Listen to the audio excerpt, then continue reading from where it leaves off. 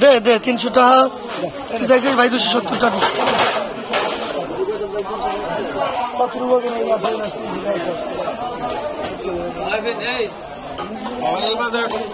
হ্যাঁ মামা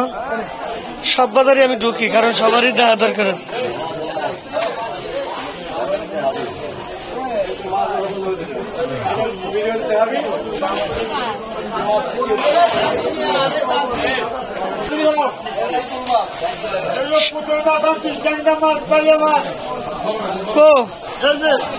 কি মাছ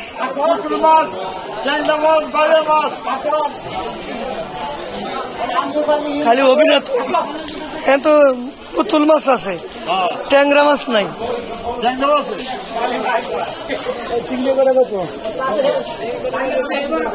দেবো কত